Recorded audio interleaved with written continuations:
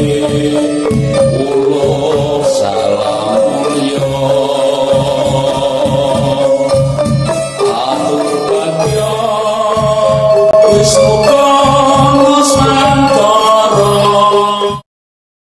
Salam mulia Mbah. Salam mulia. Rahayu. Malam ini kita dipertemukan lagi Mas. Mbah, sudah beberapa lama kita tidak berjumpa. Dari pertapan Sendang Lempung, kita dipertemukan lagi di pagi hari ini Mbah. Mas Yunus, kita kesini pastinya kan ada visi misi, maksud dan tujuan. Saya kepengen tahu dan pemahaman seluruh masyarakat Nusantara itu,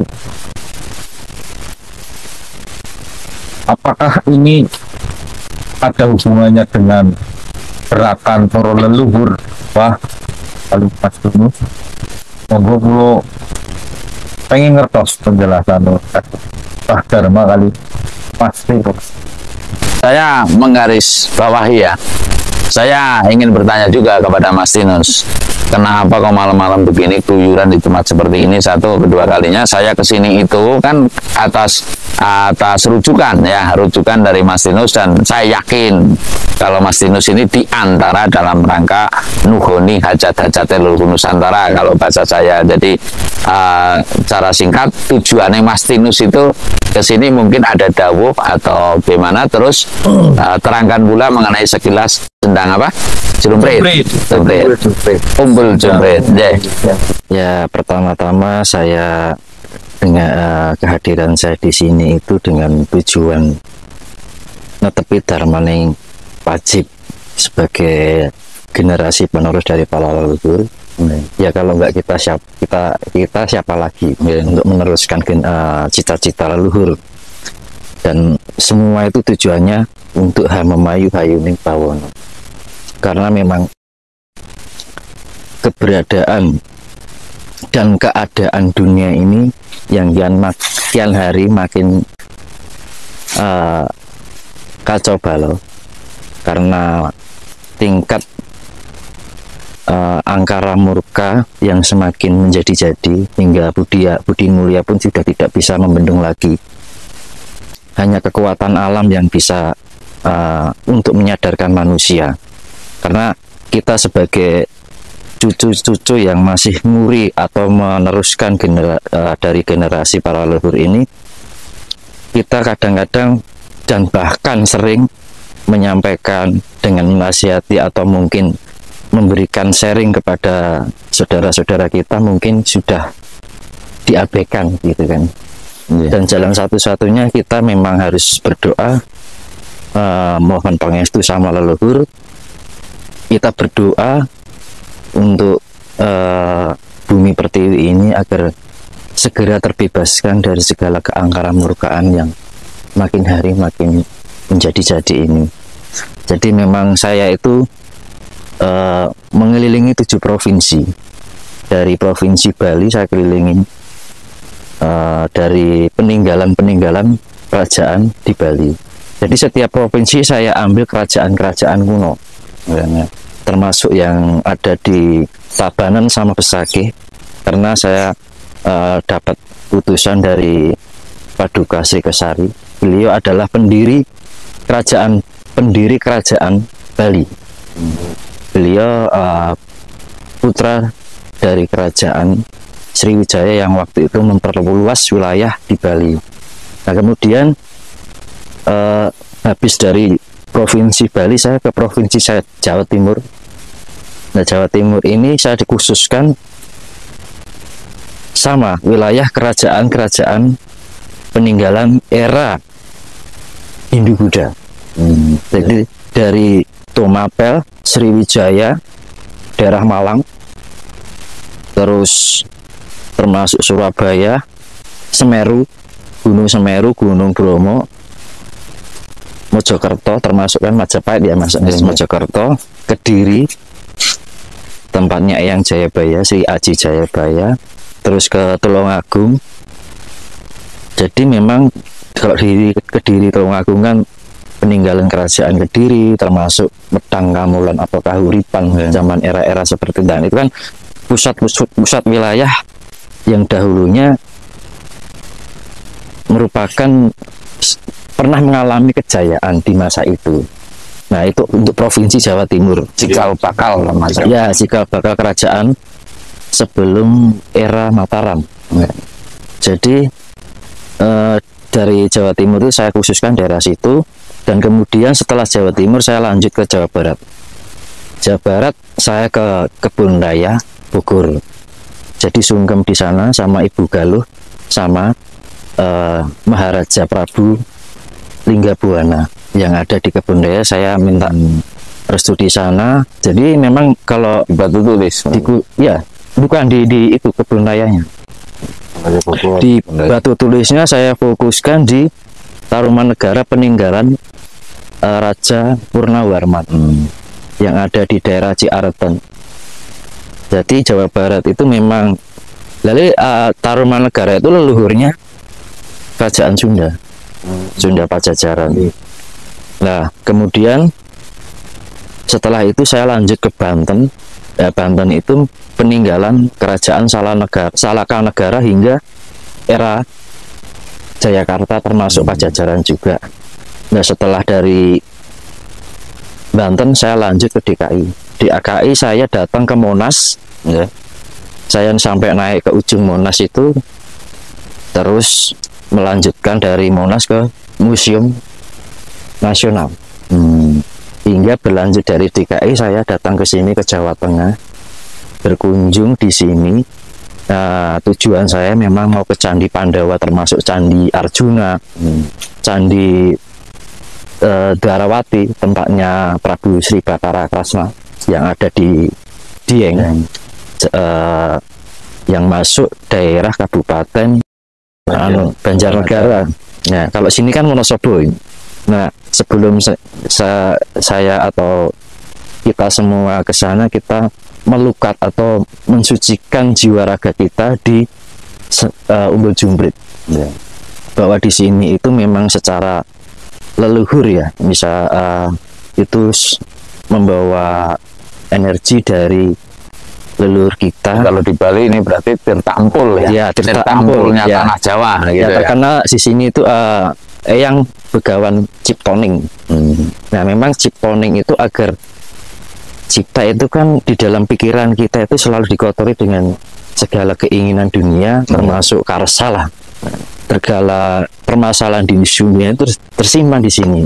Agar kita bisa hening untuk melakukan doa di candi, kita harus melukat, membersihkan jiwa raga kita agar segala apa yang kita jalankan itu benar-benar kita wening.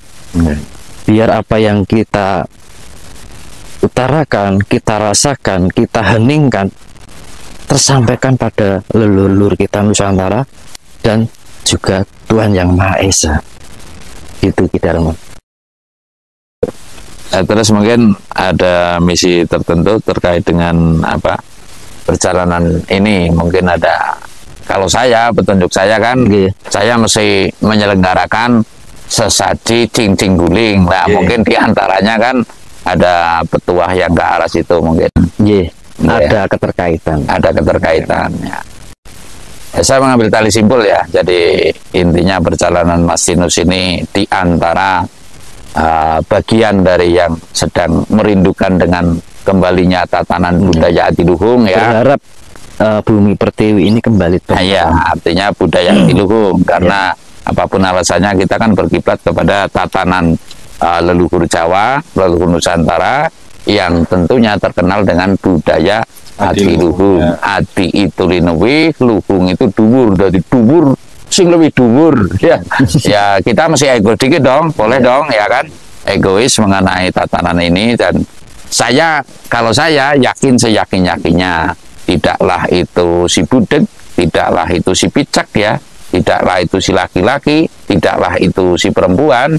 Setiap manusia itu perlu ning ciptane ya, ning ciptane wening indriane ya, nang dalam kata wong saya bisa dalang ya, saya bukan dalang profesi, artinya matek aji gineng. Nah, matek aji gineng itu ya aji meneng gitu loh. Dengan hening nih saya semua akan bisa ketemu dengan diri kita gitu ya. Nah, diri kita tentunya ketemu dengan yang menciptakan diri kita, mau tidak mau kan demikian. Jadi saya sangat mengapresiasi kalau bahasa menterengnya lah, menghargai dengan lampah-lampah seperti Mas Tinus, apalagi ini sudah pukul 1 ya, sudah pukul 1 masih berdingin-dingin seperti ini, ya mungkin ada nilai lebih sedikit daripada orang yang lain ya, orang yang lain termasuk yang beribadat-ibadat lain, dan berani berkorban minimal pikiran, tenaga, dan juga duit ya. Jangan dianggap lampah kayak gini nggak pakai duit, taruhlah nanti kita dibina mata duit. Ini kedatangan Mbak Sohib kebetulan bersama sama ritual bareng sama Mbak Sohib Dari algoritma alam. dari channel algoritma alam. Ya. Sugeng dalu, nggih. Mas Tinus. Nggih. Rahayu. Wah, Tauhid. Rahayu. Rahayu. Itu kebetulan kami bertiga yang lama tidak dipertemukan bertemu di tempat ini dan janjian ke tempat ini bersama dengan panjenengan. Saya kepingin tahu tentang sejarah dari Sendang Jumprit menika, Mbah. Monggo kula nyuwun penjelasannya saya panjenengan biar semua orang di luar sana itu bisa memahami, Pak. Monggo diwedar, Mbak. Tak wedar sesuai sejarah yang ada, terus wedar sebelum sejarah yang ada itu maksudnya sejarah yang tertulis ya. Kalau sejarah yang tertulis itu dulu kisahnya ada seseorang yang mana orang tersebut secara singkat saja ini ya, secara singkat mau orang tersebut kena penyakit kulit yang bertahun-tahun, bahkan dia itu tidak kunjung sembuh, sudah berobat kemana-mana. Geliseng cerita, dia bertemu seseorang melalui wisik, diberitahu agar dari kali mengurut ke atas sampai ke ujung sini, diperintahkan nanti kalau sudah sampai ke sumbernya di situ ada air yang disuruh mandi di situ. Nah, Sendang sini kebetulan di saat itu dia sembuh, sembuh. Lalu kemudian atas rasa syukurnya beliau akhirnya bertapa di sini. Yang namanya beliau itu namanya Eyang Jumprit, Mbah Jumprit. Lebih dikenalnya Eyang Jumprit. Eyang Jumprit. Sesuai tulisan. Tulisan ini secara singkat saja ya. Nah, ternyata setelah saya gali sebelumnya itu juga ada, tapi ini tidak tertulis. Yang nggak tahu kalau sudah ada yang nulis, tapi saya nggak melihat juga. Siapa tahu kan ada ternyata umpama. Yang saya lihat dulu itu orang yang sakti mandraguna linuweh yang bernama di saat itu Mbah Eyang Angling Darmo. Mbah Eyang Angling Darmo ketika itu diperintah oleh bapak ibunya untuk melakukan ritual, bahasa umumnya ritual lah ya. Itu untuk mencari ke sesuatu tempat, datangnya ke sini, dia bertapa, kemudian dia menyelam tembusnya ke kawah Condro Dimoko daerah Dieng. Makanya di sini kok kenapa untuk dia mandi akhirnya sembuh karena bercampur dengan apa namanya yang belerang. Jadi di sini itu mengandung belerang. Secara singkat saja. Mungkin kalau saya ceritakan lebih jauh ya mungkin kehabisan waktu. Orang ada Mas Tinus, ada jenengan. Enggak. Saya sudah. Jadi secara singkat saja kalau kalau saya panjang lebar nanti habis waktunya. Saya juga istilahnya ada keperluan juga sih, ya, mau ke Dieng. Oh, enggak. Enggak. Intinya saya bahagia sekali saya bisa ketemu dengan Mbah Sohib terkenalnya, atau Pak Sohib atau Ki Sohib, monggo saja. Yang jelas di kesempatan kali ini, malam ini ya, jam 1 malam Senin Pahing ya, saya bisa ndereke atau bisa dirujuk untuk bisa ikut ritual di Sendang Umbul Jumprit ini. Apapun alasannya, kalau saya untuk bisa menjawab, saya perlu keheningan gitu loh. Kalau saya cerita lagi nanti berbeda lagi malah. Iya, karena itu tadi yang memberikan wisik pada yang Jumprit yang Aling Darmo. Oh, sebenarnya itu. Jadi sekilas kisah dari Mbah Sohib ini, bahwasanya sini tidak kalah pentingnya karena apa? Aling Darmo adalah bibit kawite ratu-ratu ing Nuswantara atau raja-raja di Nusantara, dan kelebihannya bisa bicara dengan binatang, bisa bicara dengan apa. Kalau dalam kitab terdahulu mungkin di antaranya yang tertera Kanjeng Nabi Sulaiman. Cuma kalau di sini kekayaannya tidak seperti Nabi Sulaiman, tidak diceritakan kekayaannya gitu. Kan diceritakan di kitab terkenal ya. Terkenal. Sehingga banyak yang tergila-gila kepengen seperti Kanjeng Nabi Sulaiman. Nah, kalau di sini kan kecenderungannya orang Jawa itu sudah tahu bahwasanya dunya iki mung sampiran gitu loh. Nyawa iku gaduhan gitu loh. Jadi intinya nek wong Jawa iki ora seneng mamerke kadunyan. Nah, saya yakin tidaklah itu Mas Tinus, tidaklah itu Mbah Sohib, di antara bagian yang sedang nukuni hajat-hajat leluhur Nusantara, sekaligus silaturahmi. Cara Pak Kiai jarang harus silaturahmi dadi merekna rezekine, panjang umure kan gampang kok nek kepengen rezekine. Oh ya sering silaturahmi gitu loh. Saya nggak membenci, namun silaturahmi itu penting untuk, kalau istilah saya meyakini, untuk saling gotong royong, bahu membahu, setidaknya begitu. Sekaligus kali ini saya akan menyamakan petunjuk dari yang saya terima, bahwa ini mungkin di antara saya harus melukat, kalau istilah di Bali ya Mas Tinus, melukat karena saya ada petunjuk akan melakukan wayang besok malam Jumat Kliwon, kalau enggak itu nitise Wahyu Ratu Adil atau suci-sucine Damar Sesongko ya. Nah, terus sebelumnya besok saya akan mungkin terkait dengan ini mengadakan ritual sesaji cincing guling. Nah, cincing guling itu yang akan saya selenggarakan sama juga masalahnya di Kali Klawing ya, Sungai Klawing itu di Purbalingga, kan nggak jauh dari tempat ini juga.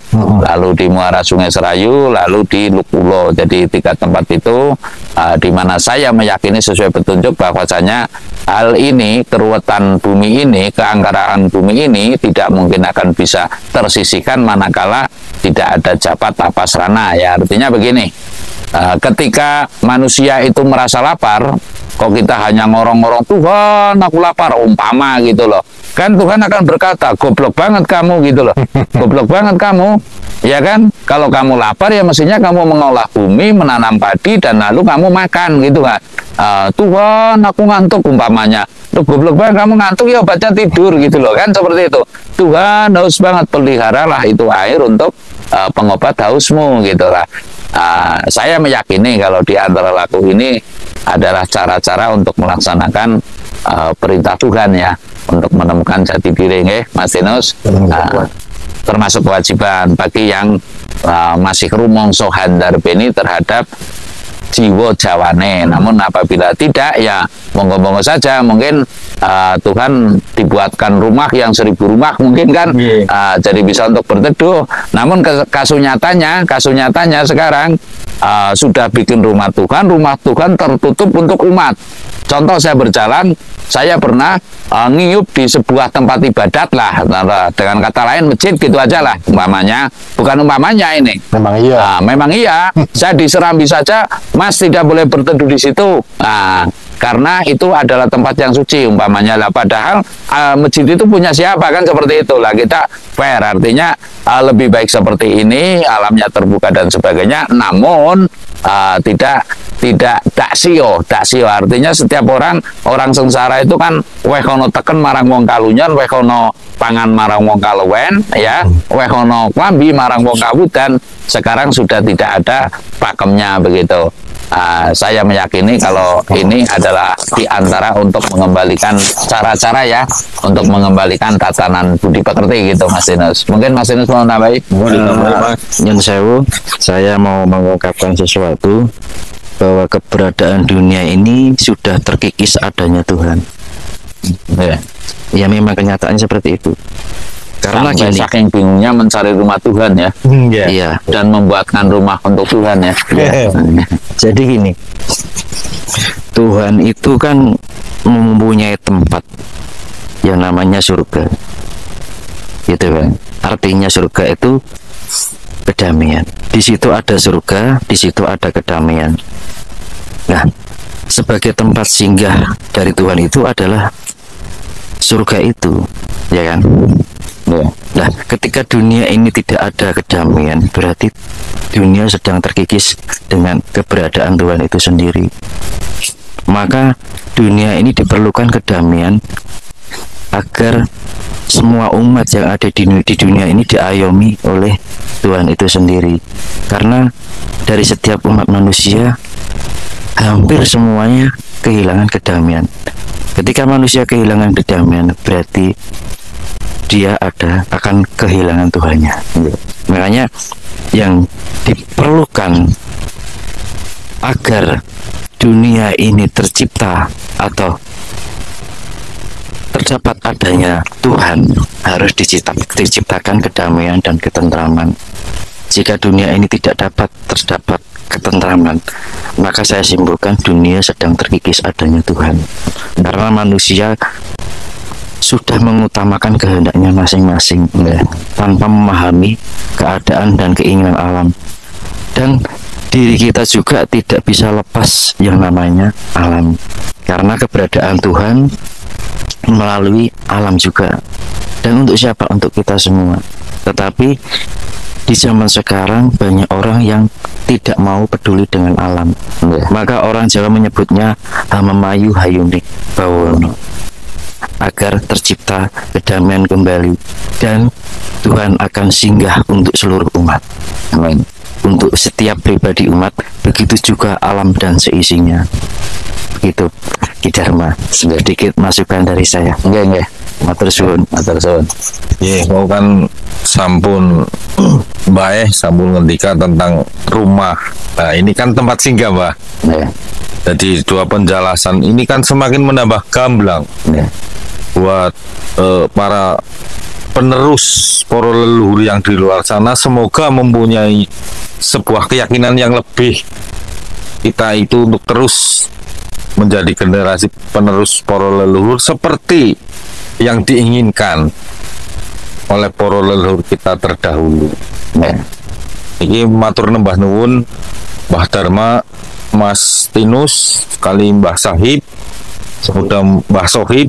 Mudah-mudahan kita ini dikumpulkan untuk sama-sama saling tersinkronisasi, mendoakan Nusantara, meneges bagaimana Nusantara itu ke depan. Semoga menjadi apa yang sudah diharapkan oleh semua para leluhur. Matur nembah nuwun Mbah Dharma, sekali lagi Mas Tinus, Mbah Sohib. Salam mulia rahayu.